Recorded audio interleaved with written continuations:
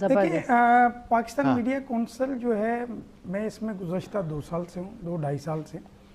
اس سے پہلے جو ہے اگر پاکستان میڈیا کونسل کے کردار کی بات کی جائے یا پاکستان میڈیا کونسل کے قیام کی بات کی جائے تو 2015 میں جس سیٹ پہ آج بیٹھے ہیں آپ، ہوسٹنگ کر رہے ہیں، پروگرام کو ہوسٹ کر رہے ہیں، تو ایک ہوسٹ کو صحافی نہیں مانا جاتا تھا، یہ ایک المیہ تھا.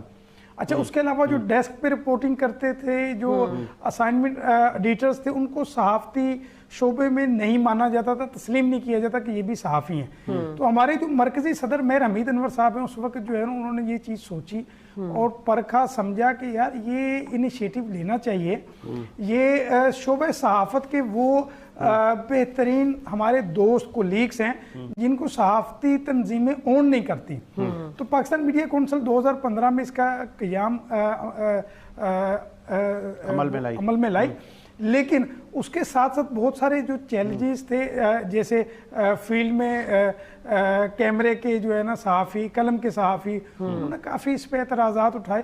لیکن اگر آپ دیکھیں 2015 سے 2018 تک جو ہے نا یہ ایک بڑا تبدیلی کا سال تھا. پاکستان میڈیا کونسل نے اس کے لیے بہت زیادہ کام کیا، اور بالخصوص جتنے میزبان تھے، نیوز اینکر تھے، براڈ کاسٹر تھے، اس کے علاوہ جو ہمارے نیوز اسائنمنٹ ایڈیٹرز تھے، ان کے لیے بڑا کام کیا.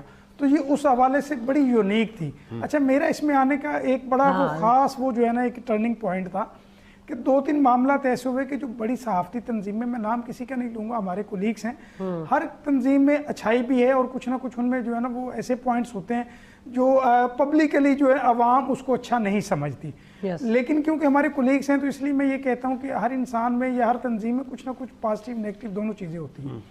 تو انہوں نے اس پہ ایکشن نہیں لیا، لیکن پاکستان میڈیا کونسل نے فوری طور پہ اس پہ ایکشن لیا اور اس صحافی بھائی کے لیے آواز اٹھائی جس کے لیے کوئی آواز اٹھانے کے لیے تیار نہیں تھا.